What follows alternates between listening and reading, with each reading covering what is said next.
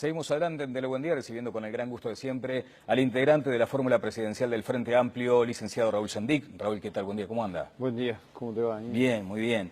Licenciado, porque a veces también queda el título, pero no se sabe muy bien exactamente de qué. Es en genética humana, Sí. En una licenciatura desarrollada en Cuba, ¿es correcto? Sí, pues yo estudié medicina y paralelamente, después que había empezado la carrera de medicina, me di cuenta que lo que más me gustaba en realidad era la genética.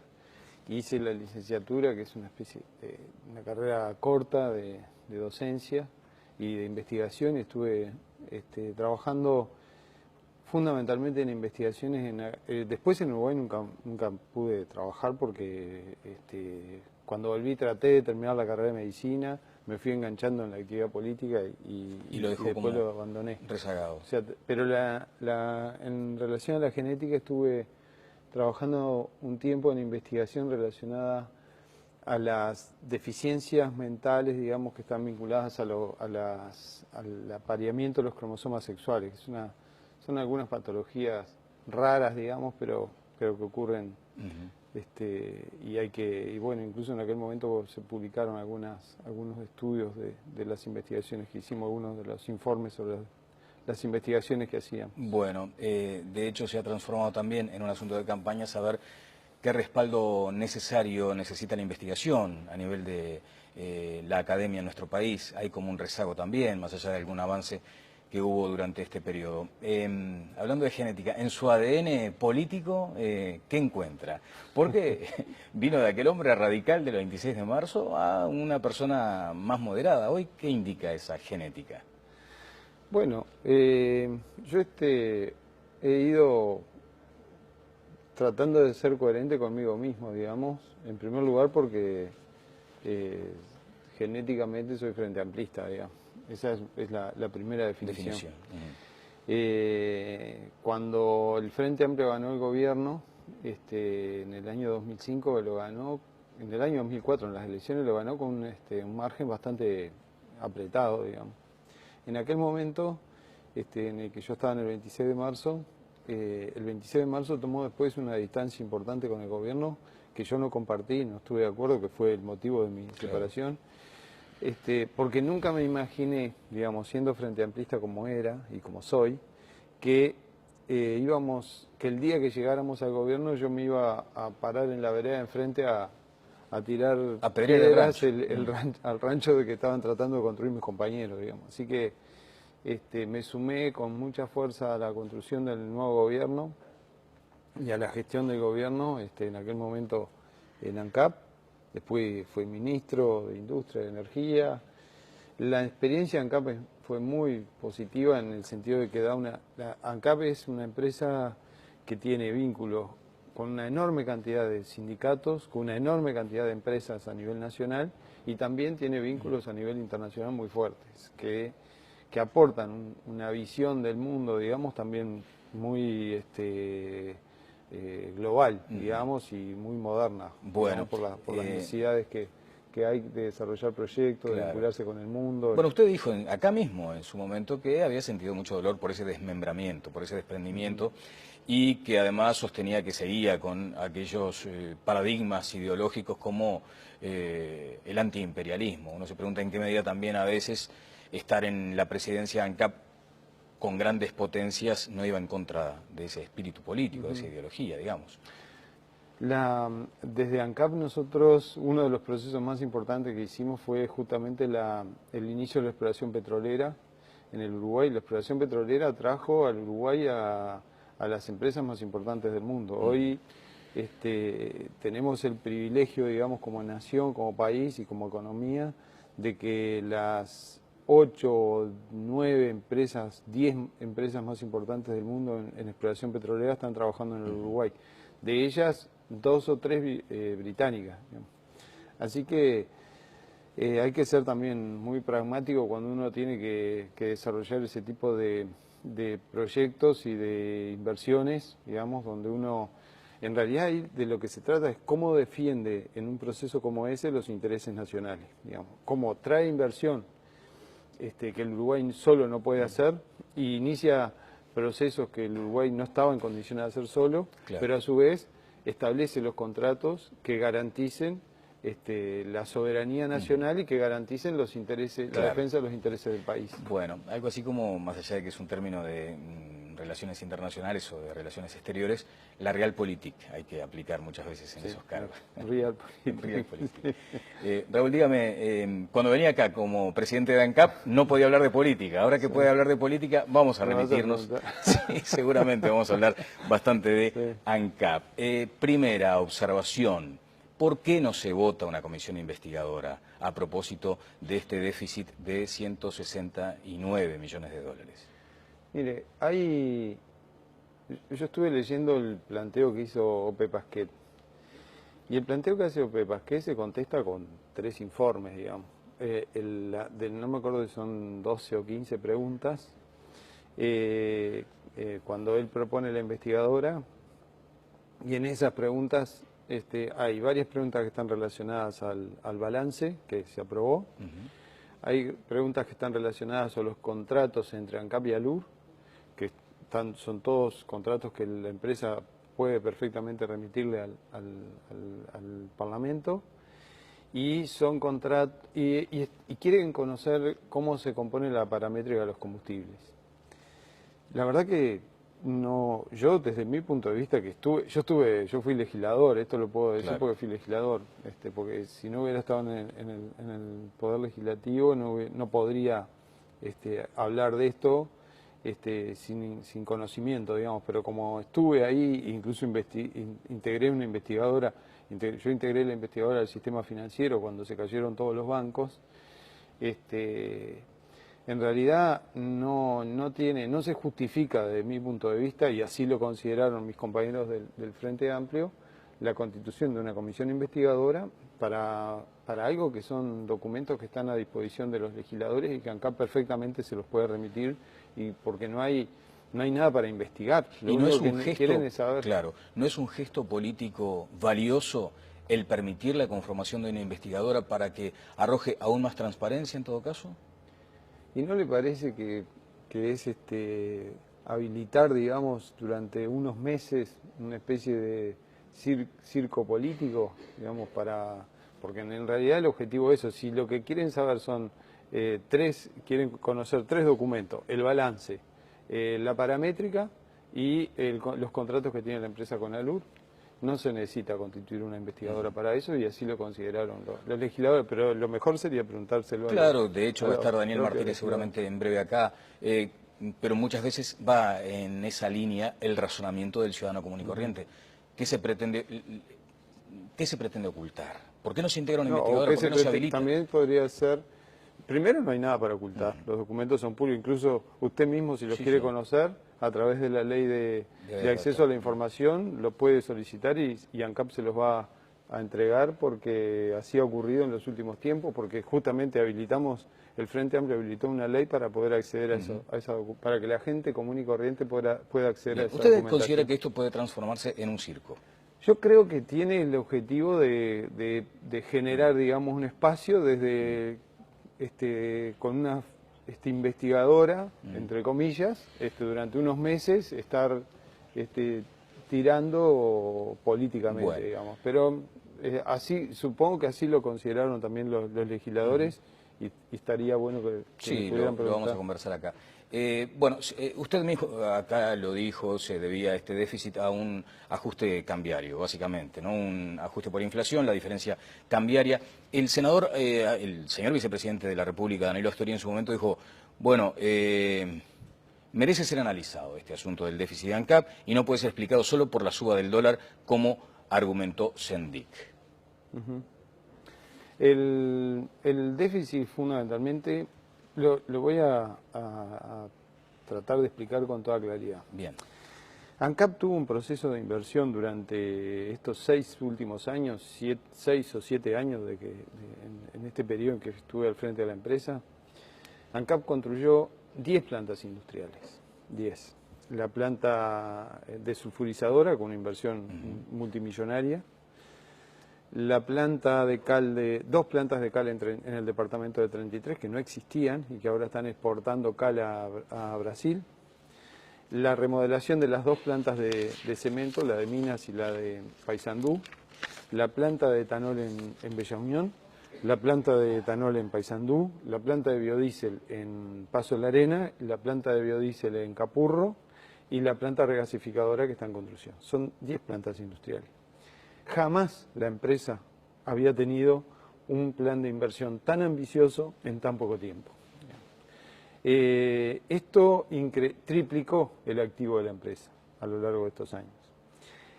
Este proceso de inversión quizás se podía haber hecho en un plazo de 15 años, digamos. El problema es, porque fueron muchas inversiones en un plazo muy corto.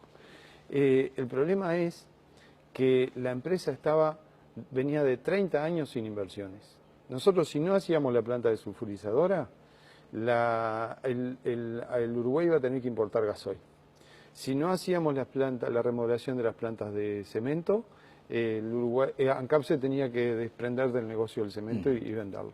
Entonces, si no hacíamos las plantas de biocombustibles, no podíamos cumplir con la ley, porque la ley, los legisladores fueron los que obligaron a que hubiera biocombustible con materia prima nacional y ANCAP tenía que cumplir con la ley. O sea que se necesitaba desplegar un plan de inversiones muy ambicioso. Como un shock de inversión en breve plazo. En un plazo muy corto, que a su vez dejaron expuesta a la empresa esas inversiones a una variación tan importante del dólar como la que ocurrió en el año 2013. Bueno. Eso le ocurrió a cualquiera que, por ejemplo, si alguien está comprando una casa en dólares, pagando una cuota, es muy probable que si hace un pase de raya el 31 de diciembre del año 2013, tú mismo, si estás comprando una casa en dólares y en el 2013 al diciembre pasaste la raya, posiblemente te darás cuenta que estabas debiendo mucho más de lo que pensabas, porque por la variación que tuvo el dólar. Pero eso no te afectó en tus finanzas, no te afectó en la operación diaria, no hizo que en enero no pudieras comprar las cosas que necesitabas, porque la situación económica y financiera de la empresa está sólida. Está sólida. Bien, Raúl, en una sesión del 18 de junio, en la Comisión de Industria, se citaron algunos datos. Allí estaba el ministro de Industria y además el directorio de ANCAP. Pero era cierto que íbamos a hablar de ANCAP. Yo pensé que íbamos a hablar de política. Sí, no, porque además es un tema que ha trascendido ahora más que nunca. Sí. Toda la mañana hablando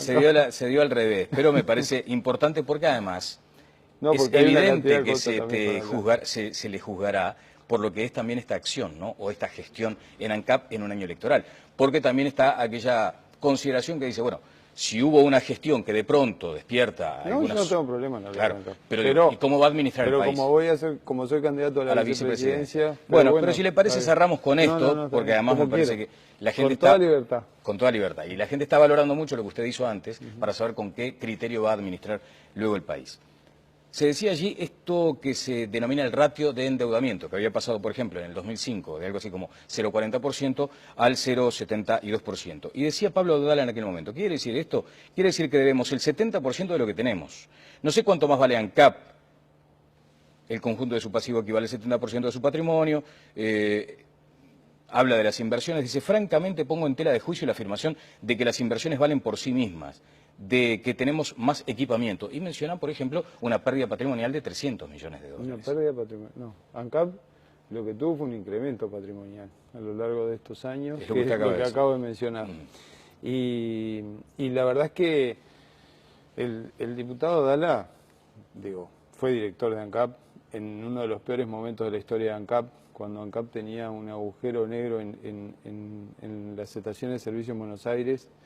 Ahí se perdieron 250 millones de dólares, por lo menos, porque todavía se están pagando deudas de aquella época en ANCAP, con negocios poco transparentes que se hicieron y acuerdos poco transparentes incluso con estacioneros. Hay deudas y juicios que estacioneros en la Argentina le están haciendo a ANCAP todavía, de aquella época en que el directorio que integraba Abdala hizo aquella famosa incursión en la Argentina para comprar una red de estaciones de servicio y fue un verdadero desastre, digamos, como negocio, que después la terminamos tratando de sacárnosla de arriba y la vendimos por $1. No tendría credenciales para estos cuestionamientos, dice usted, por No, aquello lo que que pasa hizo. es que, no, cuestionar puede cuestionar todo lo que quiera. Lo que pasa es que en realidad para cuestionar hay que cuestionar con la verdad. Y ANCAP yo estoy absolutamente satisfecho de la gestión que hemos hecho, y no lo digo por mí, porque la gestión yo la encabecé, pero ANCAP tiene un equipo de gente tremendamente valiosa, que es la que ha permitido desplegar este conjunto de inversiones, y que esta empresa, el otro día usted vio que tuvimos trancados, digo tuvimos porque a veces me siento todavía con la camiseta Todavía con puesta. esa pertenencia, sí, Trancado los camiones que venían a hacer la prospección. Sí, un convoy de camiones que vienen a hacer sísmica al Uruguay, y eso hace unos años atrás era impensable. Digamos, nadie estaba pensando que en el Uruguay íbamos a estar haciendo exploración petrolera en tierra firme y costa afuera, como lo estamos haciendo ahora, y fue gracias a ese potencial que tiene la empresa. Bien, Raúl, y dígame, para cerrar este capítulo, ¿cómo se le responde a aquella persona, aquel ciudadano común que diga, pero cómo?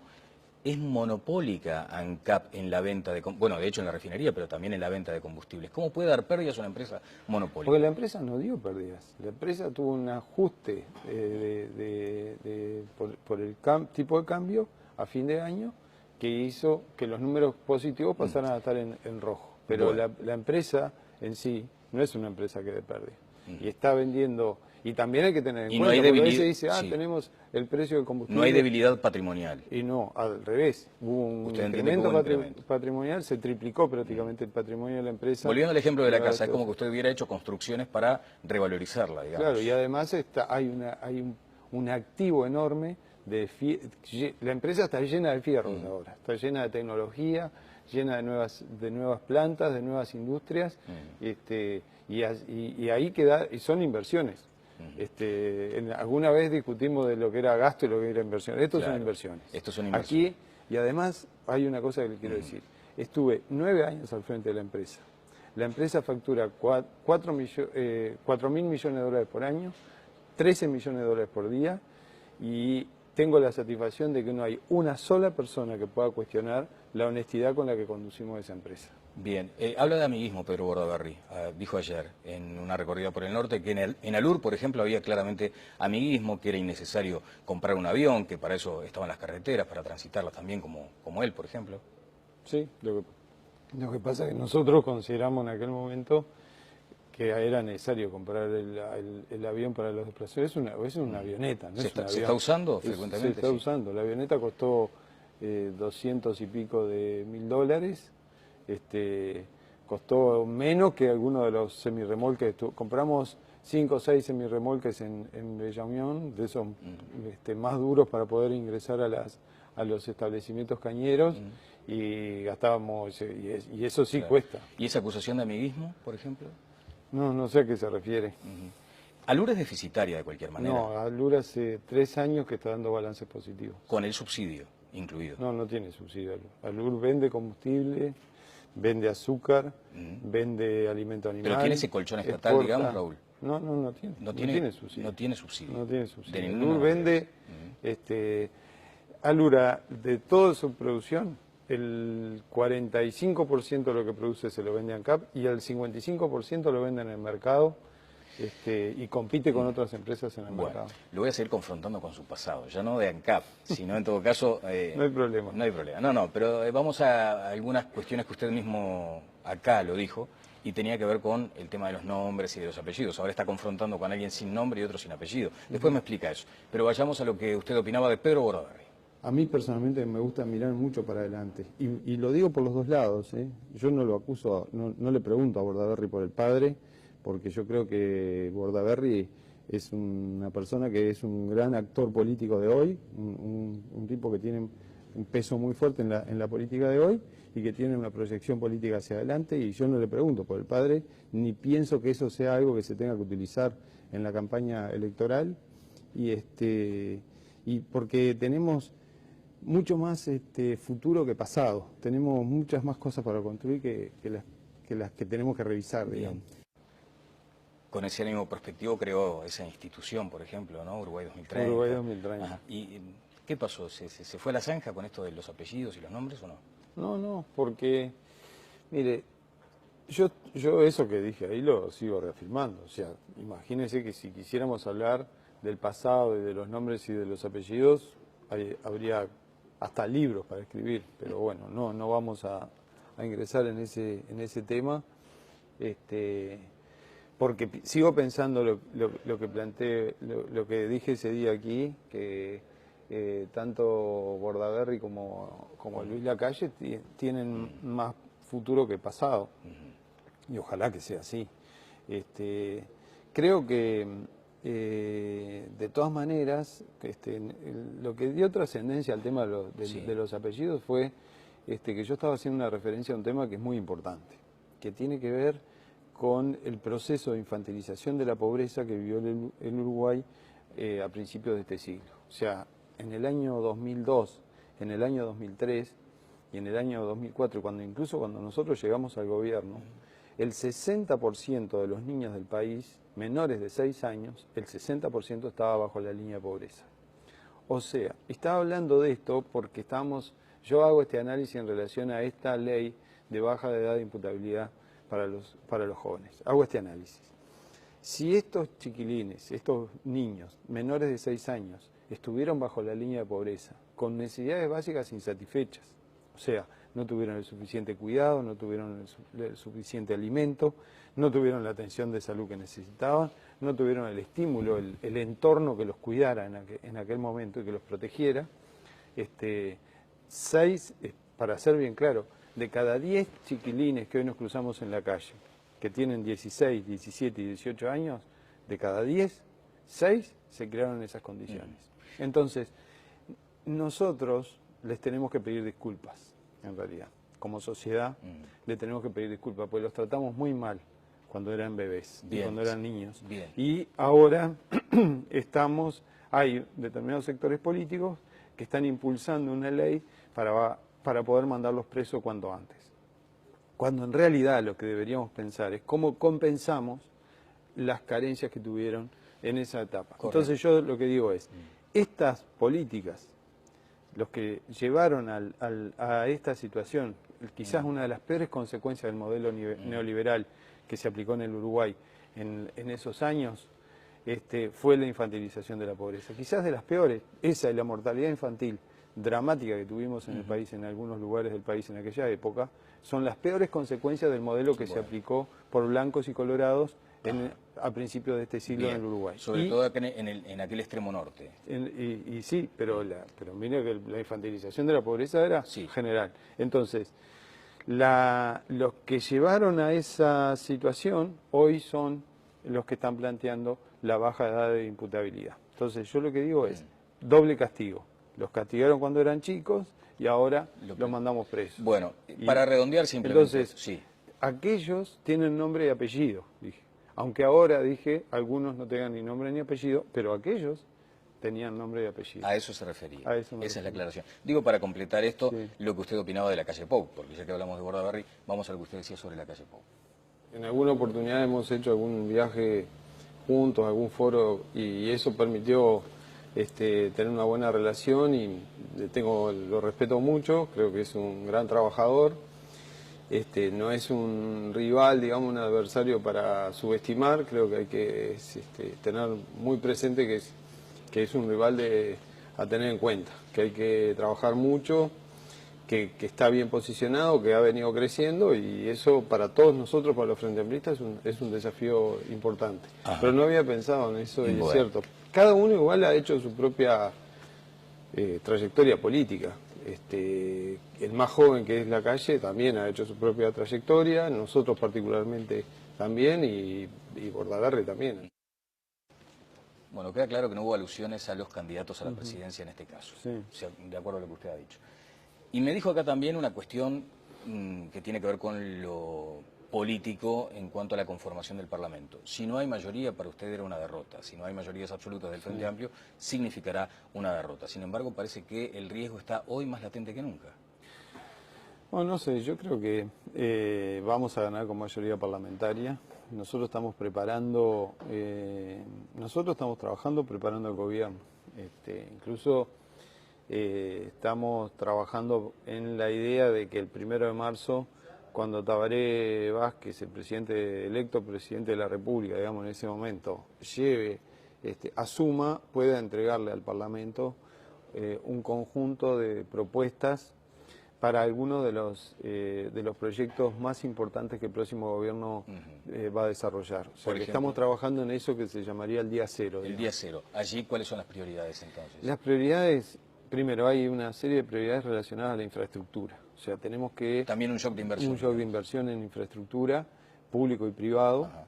que tiene que ser en relación a los puertos, a las carreteras, a las vías férreas, y a la instalación del ferrocarril en el Uruguay, al puerto de aguas profundas, a las hidrovías, que requiere, o sea, la economía ha tenido un crecimiento muy grande en el país en los últimos tiempos, la producción ha tenido un crecimiento muy grande y la infraestructura nos está quedando rezagada y necesitamos hacer un shock que nos permita adecuar la infraestructura para el Uruguay que va a venir, que es un país que va a necesitar una enorme infraestructura para poder salir al mundo con toda su producción. ¿Se le puede decir algunas de esas promesas estaban contenidas en la campaña anterior, que se perdió, por ejemplo, este periodo en algunos aspectos? Yo creo, por ejemplo, el puerto de aguas profundas es un caso en que se tenía que haber avanzado más rápido y no se ha podido hacer. Entonces nosotros estamos previendo en este tema, por ejemplo, de la infraestructura, que es en algunos temas relacionados con la educación y con los cuidados de la primera infancia, ya estamos pensando en algunas medidas que tienen que ver con la clase media, fundamentalmente, con la mujer trabajadora, con la mujer profesional, en cómo aseguramos que haya guarderías, que desde el Estado se pueda garantizar el Eso está cuidado, enmarcado en el Plan Nacional de Cuidados. En el Sistema Nacional de Cuidados, que apunta justamente a esto. Estamos previendo, digamos, también algunas medidas relacionadas al estímulo, al desarrollo de la inversión en tecnología y en innovación, que nos garantice un proceso de industrialización mayor en el Uruguay y que nos permita ir hacia una economía que esté más relacionada a la biogenética, a la biotecnología, a la innovación, a los procesos vinculados a la investigación científica relacionada a los procesos productivos que se hacen en el país. Claro, usted ha marcado, no nos queda más tiempo, lo seguiremos hablando a lo largo de la campaña, ha marcado la necesidad de que no sea tanto materia prima lo que se exporta, sino incorporarle valor agregado y tecnología. La conducción de la economía está bien así, hay que seguir en ese rumbo. ¿Será Astori, de acuerdo a sus expectativas, el futuro ministro de Economía? Astori va a ser el ministro de Economía. Justamente estamos reafirmando esa política, estamos reafirmando también sabiendo que tenemos que ir hacia un proceso que garantice esto, una mayor industrialización. ¿Y eso es girar más a la izquierda, digamos? No, eso es profundizar en un modelo que hemos venido aplicando. No es girar más a la izquierda. ¿No está de acuerdo con ese concepto? No, nunca estuve de acuerdo con ese concepto. Bien. Eso lo debo haber dicho acá también. También, ¿Sí? ¿Verdad? Bueno, eso seguro que lo dije acá. Exactamente. Que no está de acuerdo con ese concepto. Raúl, le quiero agradecer mucho estos 2 minutos, habrá mucho más tiempo para compartir más adelante, sobre todo también por la necesidad de fortalecer algunas instituciones como de Contralor del Estado. Sí. Usted ha sido muy crítico con el tema del sindicalismo muchas veces, ¿no? ¿Entiende que hubo un daño allí? Yo creo que hubo algunas, sobre todo en esto que pasó con ACE, por ejemplo, me parece que le hace un daño tremendo al prestigio del movimiento sindical y espero que el sindicalismo lo pueda resolver rápidamente. Destinar tantos recursos, por ejemplo, para el plan de vivienda, que era también un gran postulado del presidente. Si quieren destinar recursos, no hay problema. Creo que el tema de la vivienda es un tema que hay que resolverlo. Claro. El tema que hay que resolverlo con transparencia, digamos. Me parece que ese es el tema. ¿Y faltó transparencia? Aparentemente sí. No, la verdad que no estoy bien enterado de cuál es la situación interna que hay en el movimiento sindical en relación al tema de pero de hecho se le ha retirado también de parte del Ministerio los recursos destinados a esos efectos. Bueno, seguiremos hablando más adelante. Con mucho gusto. Hay mucho por delante. Cómo no. Raúl Sendic, que estuvo con nosotros, candidato a la vicepresidencia por el Frente Amplio. Pausa y seguimos adelante en Telemundo.